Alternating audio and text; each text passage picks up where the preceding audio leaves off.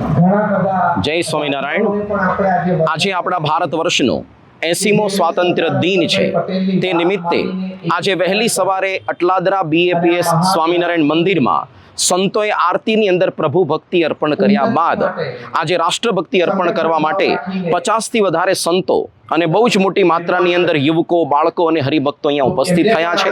ન કેવળ BAPS સ્વામિનારાયણ મંદિર અટલાદરામાં, પરંતુ BAPSના 1600થી વધારે કેન્દ્રોમાં આજે આવી જ રીતે રાષ્ટ્રભક્તિ અર્પણ કરવા માટે ધ્વજવંદનનો કાર્યક્રમ સંપન્ન થયો છે। પરમ પૂજ્ય મહંત સ્વામી મહારાજની હાજરીમાં અમદાવાદમાં પણ આવો સુંદર કાર્યક્રમ થયો।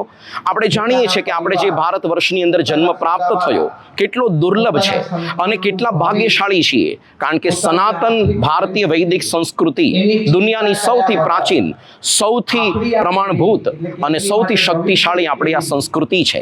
આ સંસ્કૃતિના આધાર સ્તંભ છે શાસ્ત્રો, સંતો અને મંદિરો। ભગવાન શ્રી સ્વામિનારાયણના ભૂમિ પર પ્રગટ થયા, આ ત્રણેય પાયાઓને સુદૃઢ કર્યા અને એ જ પરંપરાની અંદર પ્રમુખ સ્વામી પછી મહંત સ્વામી મહારાજ પણ એ જ કાર્ય કરી રહ્યા છે। અને આજથી 20 દિવસ પછી એટલે કે 6ઠી સપ્ટેમ્બરે યુરોપની અંદર ફ્રાન્સ દેશના પેરિસ નગરમાં ભવ્ય શિલ્પકળા યુક્ત અને સંપૂર્ણ પૂર્ણ આકારનું એક શિખરબદ્ધ મંદિર, સૌ પ્રથમ પૂર્ણ આકારનું હિન્દુ મંદિર એનો પ્રતિષ્ઠા થવાનો છે અને સમગ્ર આ યુરોપની અંદર હિન્દુ ધર્મ, સનાતન ધર્મ અને ભારતીય સંસ્કૃતિનો જયઘોષ થશે। જય સ્વામિનારાયણ। કેટલું થયું?